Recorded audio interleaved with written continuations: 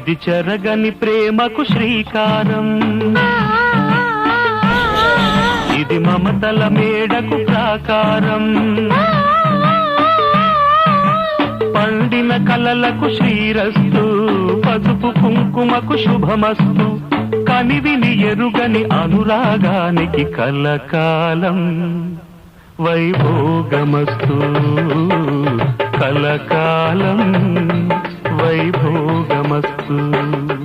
ఇది చెరగని ప్రేమకు శ్రీకారం, ఇది మమతల మేడకు